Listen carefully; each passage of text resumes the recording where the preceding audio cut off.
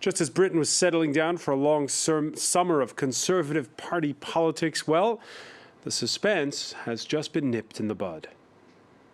The interests of our country are best served by the immediate appointment of a strong and well-supported Prime Minister.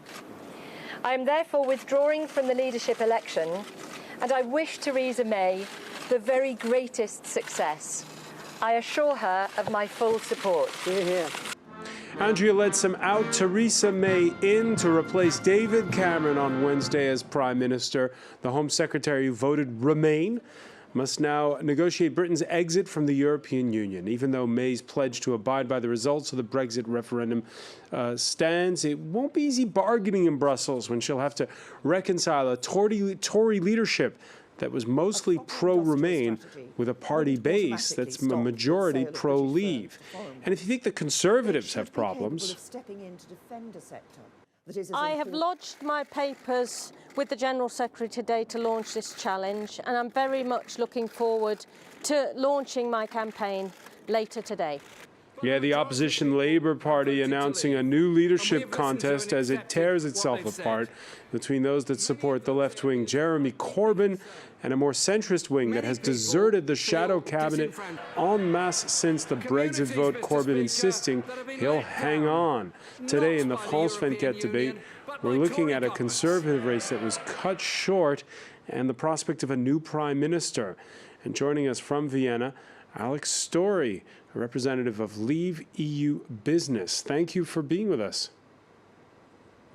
You hear me? Yeah, we can hear you loud and clear. I've got this Barry White voice. I'm a bit thinner than he is. Oh, really? Well, hopefully that's all sorted. We also want to welcome from London. He is a Conservative Member of Parliament, Guy Operman. Many thanks for joining us. My pleasure. The France 24 debate, where you can join the conversation, and you have on Facebook and Twitter the hashtag F24debate. Now, Theresa May was campaigning in Birmingham this morning when the news came that her rival was pulling out. Brexit means Brexit, and we're going to make a success of it. There will be no attempts to remain inside the EU. Brexit means Brexit. Guy Operman, first of all, are you surprised at the turn of events? Did you think it would all happen so fast? Well, I'm delighted that Andrea Leadsom has decided, for the good of her country, that it is the right thing to stand down and to get behind Theresa May. I think it shows great statesmanship on her behalf. And I think it is very good that we have the wonderful Theresa May as our new Prime Minister, and that we have the strength, the hard work and the toughness that she will bring to this campaign. Alex Story, you heard the Prime Minister in waiting saying Brexit means Brexit. Are you reassured? Well, they're different. Brexit can mean different things, and I think that's the crux of the matter, and that's one of the things that you saw during the referendum. It was always difficult to reduce Brexit to one simple notion, because you have different things that are possibly on the table. You could have a partial exit through the European Economic Area. You could have another type of exits through the European Free Trade Area. There's also the World Trade Organization option. And I think the key really is just that for many in the country who voted to leave the EU, they would have liked to see a competition, at the very least, between a Remainer and a Leaver. I think it's very bad for democracy not to have a contest, and I can see why the other side would say that it's nice to have Theresa. I mean, I've spoken to Theresa before, and I've met her before. She's a lovely lady, but it would have been great, I think, for the country to see more of these two ladies discuss what is actually an extremely important issue. Guy Operman, how do you explain it to constituents who tell you, hey, we voted for Leave and we have someone who voted Remain who's going to be in charge of the country? Well, I think that is conflating two different things. On the one hand, you have a Conservative Party who have been elected in 2015 to carry out a manifesto on a number of different issues, of which Europe is one of them. The result of this means that Theresa May will continue the one nation approach of this government. She will continue to address the life chances. She'll continue to do things like get more houses built, get our economy back on track, increase apprenticeships, improve our schools, etc., etc. On the other hand, you have the issue which is clearly the defining issue of the moment, but it is not the only issue, and that is the issue of Brexit. I think you need to distinguish between leavers and remainers, because everybody in the Conservative Party is now a Brexiteer. We are all Conservatives taking forward the will of the people. The people have spoken, we move on, and we implement that.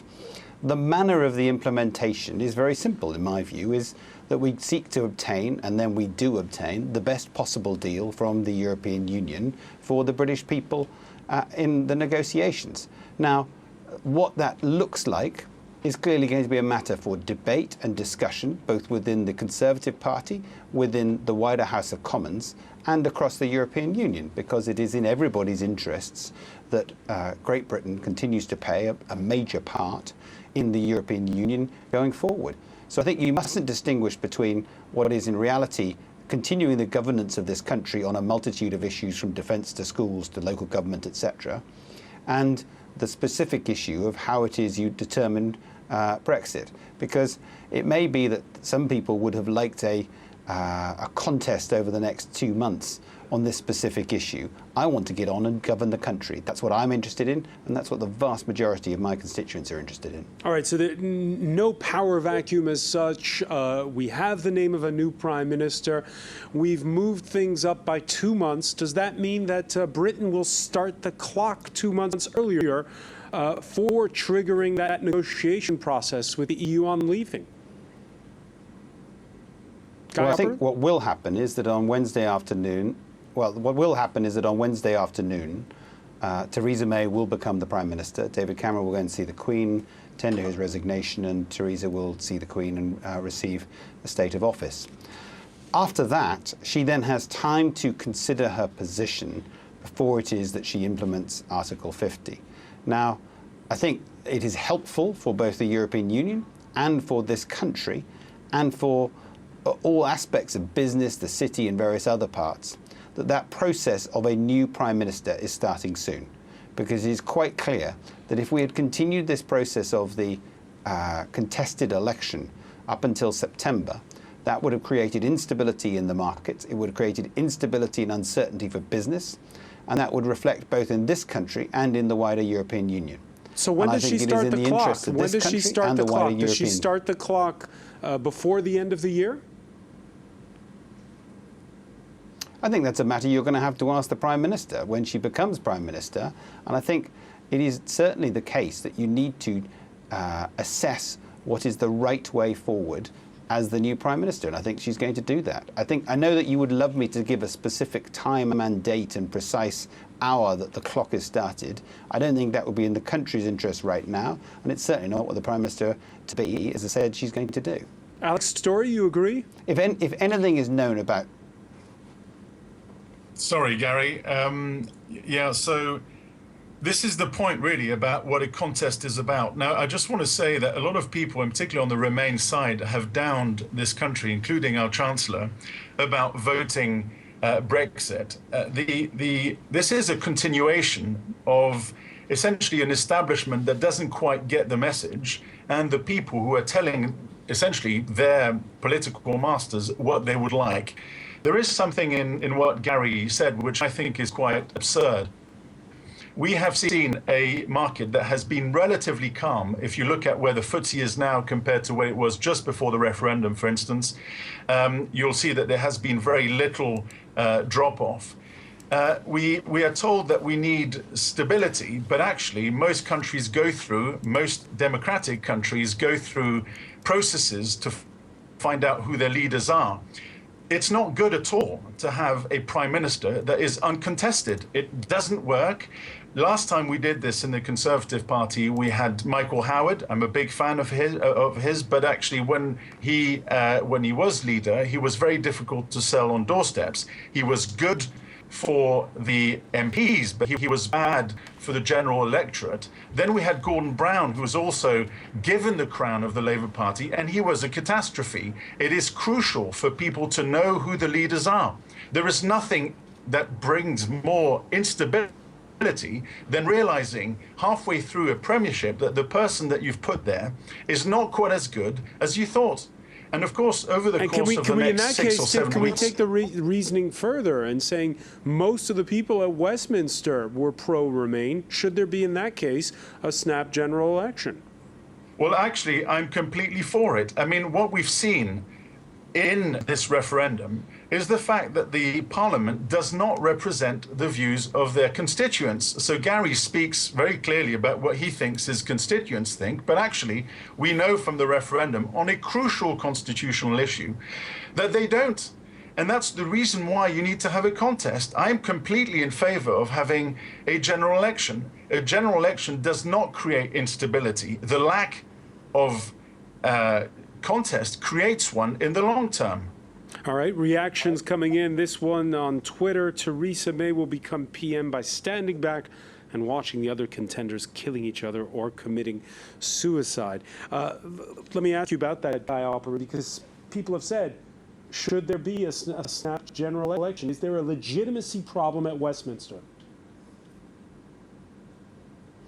No, I don't think there is, and I think those people who are saying that have not seen the Fixed Term Parliament Act. The Fixed Term Parliament Act was passed by Parliament and is effectively approved and supported by all political parties to provide certainty of government over a 5-year period. I was in the Parliament between 2010 and 2015 when we passed the Fixed Term Parliament Act, and very clearly it states that all parliamentary terms should be 5 years, precisely to give that 5-year mandate. No, but that's not true, Gary. You know that. It was, Gary, you know that that's not the case. Gary, this act was passed to stabilise the coalition. It's got nothing to do with events like these, like the referendum. The referendum is not something like a coalition government that you need to stabilise. It's something completely different. And I think you've got to realise that events sometimes dictate certain things. Okay, so let me answer for 3 points. First of all, my name is Guy, not Gary. Secondly, the bottom line is this. This has happened on many occasions in the past where John Major became Prime Minister, when Gordon Brown became Prime Minister. It is often the case that one Prime Minister moves on and another takes over. This is not unprecedented, and it has happened many times in the past. The third point is surely this, that this aspect of government policy, which is now Brexit, is one aspect of many, many, many different parts of government policy.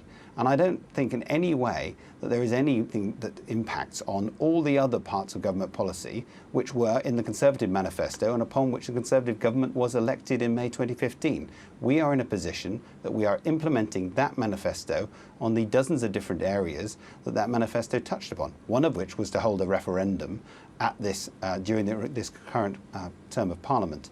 What we've done is we've held that referendum. As a result of that, the people have voted, and we move on and we implement that. I don't see the difficulty implementing that.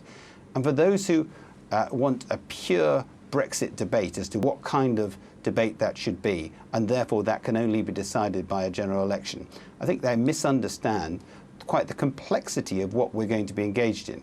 We are going to have to pass something in the region of 20 to 40 Acts of Parliament over a 2 to 5 year period at the very least, whereby there will be extensive negotiation on the specific aspects within the parliamentary democracy that we have. So it is not the case, even if we were to have a general election, which we shouldn't be doing so, it is not the case that you would be able to resolve all of these specific issues on all these specific aspects purely by a general election. Quite frankly, I don't think it is necessary. I don't think it is right. We've had a referendum. The people have decided. We move on and we action that decision. There should be no doubt whatsoever. I don't see the complication of implementing what is a clear choice by the... Guy, it sounds extremely plausible what you say, but the issue is that it's a key plank. Because it is. I know it's a key plank, but the point is that you need to have a contest to work out what it is that people believe and what their visions are. Without a contest, you don't know what you're selling. And so the likelihood of people being really disappointed about the results of this referendum and all the super complicated things that you're talking about, such as the renegotiation, is bound to disappoint.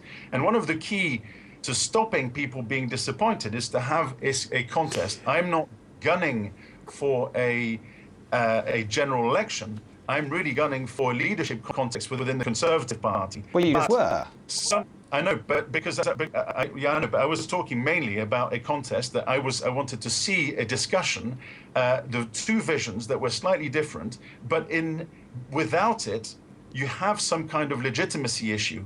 So I would rather see some kind of context, whether it's between the two people for the leadership of the country through the Conservative Party or through a general election. I do not believe that people will be satisfied. But I think what you're going to get,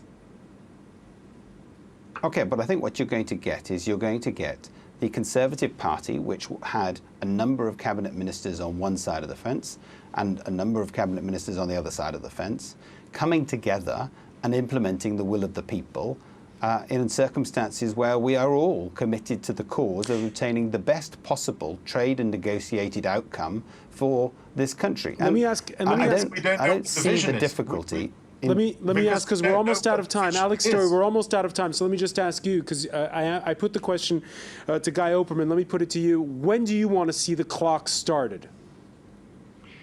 Well, I mean, I'm not one of these persons who thinks that Article 50 is something that we should jump into too quickly, simply because I see it as a kind of purgatory. And we kind of lose control of some of the negotiations. I think that we should definitely be ready with a strong team. I would have liked to see lots of people who backed leave, because I can see that they saw the need for exiting much more clearly than others on the Remain side. But for me, what's important is the reassurance through a discussion, a vigorous discussion about what it is that exit looks like within the Conservative Party. So I'm very disappointed that Andrea stood down. And I think to say, particularly when you're a conservative, free market type of person like I am, no competition, generally speaking, is a bad thing. I'd like to see a contest. I'd like to see it end in September. That's not going to happen. I'd like to see the clock ticking towards perhaps an exit in the fourth quarter of 2016. All right, well, we're going to have to leave it there. So much to talk about. Alex Story, so many thanks for being with us from Vienna. Guy Operman in London. Stay with us when we come back here on France 24, part 2 of the debate and the situation that is spiraling yet again in the world's newest nation, South Sudan.